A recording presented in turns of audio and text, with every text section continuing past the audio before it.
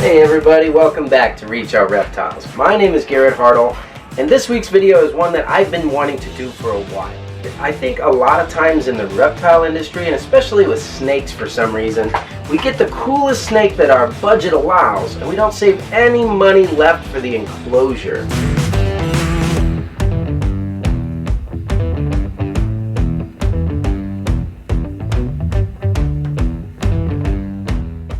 So I see a lot of people taking things like these plastic tubs right here and trying to, just put a piece of heat tape or a heat pad underneath it and make that into a reptile enclosure. And maybe I'm too old school or something and don't watch enough DIY videos or something, but what I'm wondering is, if you go buy a gorgeous animal, why would you want to put it in an enclosure that you can't see? Now, there's nothing inherently wrong with a plastic enclosure or a plastic tub. Heck, the industry is run on, tub and rack systems. I have a lot myself, especially for the babies. Professionally built rack makes it easy to clean large numbers of snakes. It makes sure that they are escape-proof, and it helps them feel secure and maintain heat and humidity very easily across a large number of animals with a minimal amount of effort. But if you're in the situation where you just want to have like one snake, sometimes I think a nice display would serve you a whole lot better. For those of you that remember my friend Ryan McVeigh, I interviewed him and Erica in this video up here if you want to see that, kind of get a behind the scenes thing on this. He works at a company called Zilla, which produces for the big box stores, like Petco's and PetSmarts and specialty reptile stores, things like that. Produces a whole line of stuff. Here's one I recently won on a US art auction. A whole line of really cool enclosures that they've really perfected over time that just make fantastic displays and great animal enclosures. There he is right there. I miss you too, Ryan. Anyway, when I went up and visited him at the Zilla headquarters, I got to check out their reptile labs where they take all kinds of different species, not just the common ones, and they run them through all these different products through really intensive research and development, and then they listen to keepers and they test a lot of this kind of stuff out. They really set up your animals and make it easy for them and easy for you.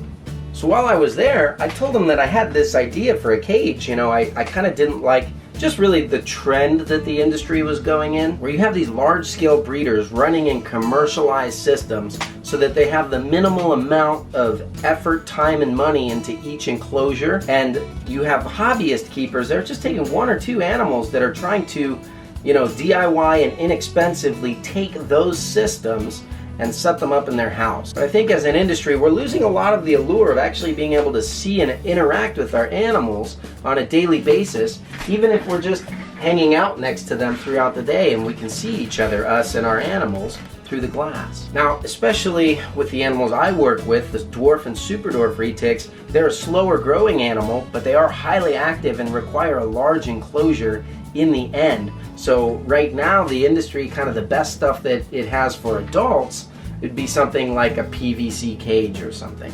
But one of the most popular and common questions that I get on a daily basis, what kind of enclosure do I need to have ready for my new baby dwarf or super dwarf retic? Well, at least here at Reach Out Reptiles, this is the enclosure that we are starting our babies in. So right out of the egg, they're gonna go into one of these. And you can see it's a pretty long cage. It's fairly tall, it's fairly wide, and when you have a snake that's only a little bit bigger than a pencil, this thing is a mansion. Now, I don't recommend, if you have one snake, that you go ahead and just try to build a rack around one of these tubs to keep it in. These are really just for me to be able to watch every little poo, every little shed, every little thing that happens in this animal's enclosure. It's almost like a quarantine setup, which is something that would be great if you have a large collection and you're bringing new animals in to quarantine them in something like this. But I don't think it should be the ultimate goal to keep them in something like this their entire lives. I mean, one of the #1 reasons people get into the super dwarf retics is because they are so interactive and they make such a good pet species. Here at Reach Out Reptiles, they're eating good and everything. Every time before we ship our babies out, they're a couple months old, they've eaten between 6 and 8 times, and they're ready to rock and roll. But when they get to your place, it's going to be a whole new life for them. They're going to discover you and your environment all at the same time.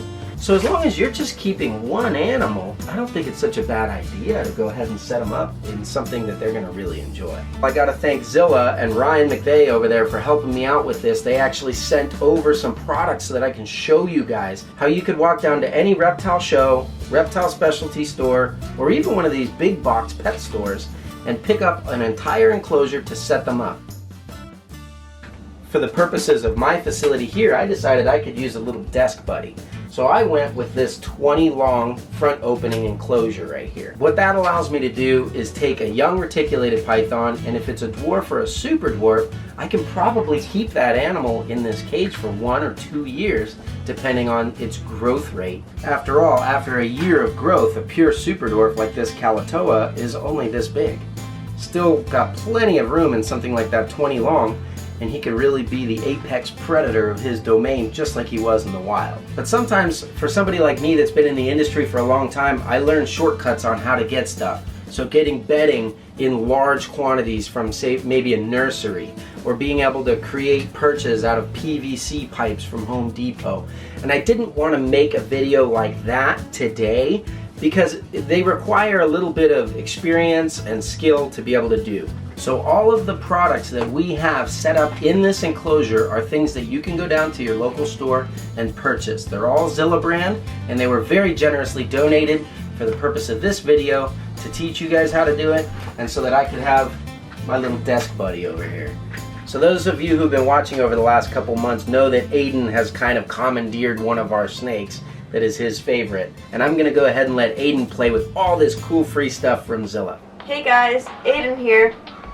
I was really excited to get all the free stuff from Zilla and set up the enclosure for Crowley. It was almost like Christmas getting a whole bunch of free reptile supplies. We got multiple different hides, some driftwood, bark blend substrate, moss, lights, and other accessories that we added into the enclosure. We got literally everything we would need to set up a reptile enclosure.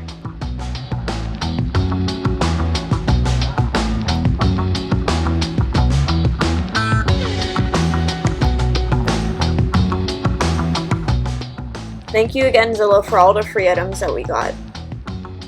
Let's get this thing set up. The tank we set everything up in is a Zilla 20-gallon long tank with front opening doors. With the front opening doors, your animal will be less likely to see you as a predator since you're approaching them from the side and not from above when you open the cage to take them out.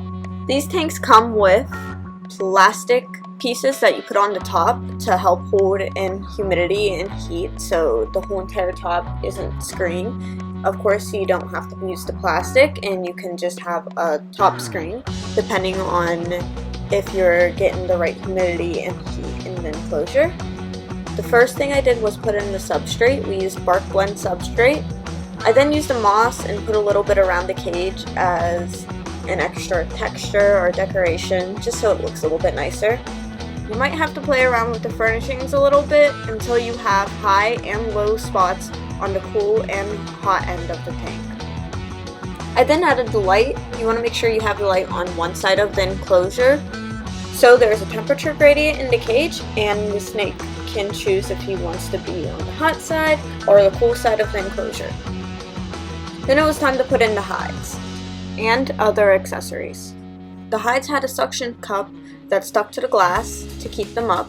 We also got this little branch that also hung in the cage with a suction cup. We set up the driftwood to make a perch, and we added another hide on the ground. We also added some coconut shells as extra hides. We put a whole bunch of different hides in the enclosure, so the snake had different options of where to go, where to hide. With multiple different hides, it's safe to say that the animal was comfortable in their enclosure. And of course, don't forget to add the water bowl, which is also really important. After everything was all set up, I wet some moss and put it in 2 of the hides, so the hides would be more humid for Crowley. This is to help when he's shedding, so he could shed properly and have the correct humidity. The more you fill the cage with different items, the more enrichment the animal gets. So go all out, fill up the whole entire cage, make it crowded. It really gives you an opportunity to learn a lot more about your animal that you probably didn't know before just by watching them in their enclosure and how they interact with the setting around them. So again, the main thing is that you have the cage all set up in advance. You have your correct temperatures and humidity. So let's say you just got your new box from Reach Out Reptiles with your cute little baby Super Dwarf in there, maybe a little swag that I threw in for you or something like that. You can actually open the box up, take the animal, and have the environment 100% set up and ready with temperatures and light cycles running, whatever you want to include there, and put that snake directly into that cage. And let that snake go ahead and explore that cage during the day, maybe settle in overnight because they're usually nocturnal, and then start interacting with them in small ways the next day as you begin to learn each other, you and the snake, and gain each other's trust. Now that we have had him in there for a while, it's really cool to watch him explore his new environment. It's important to include a arboreal setup in their enclosures too. He really does use up all the space, and he really does use the arboreal setups too that we have in there. See, he's right up there on top of that hide. It turns out he loves to climb, which he didn't get to do much of in his other enclosure. Now again, guys, there's a lot of ways to skin a cat, and there's probably even more ways to keep a reptile. Ultimately, you need to do what's best for you and the reptile. But it was important for me to make this video for those of you who are thinking about getting your first animal. You know, putting the effort into setting their enclosure up is one way that you can communicate directly to that animal just how much you care about it and how safe and loving its new environment is, so that you can really form a great relationship with them for the future. Aiden's little snake Crowley is going to be my desk buddy over here for at least the first year of his life, if not 2. If anybody that's watching my channel interested in my snakes, do me a favor, guys. Set my babies up well. I love to see them have awesome lives in their new homes with you guys. I hope that helped. You guys have a great week, and we will catch you next time.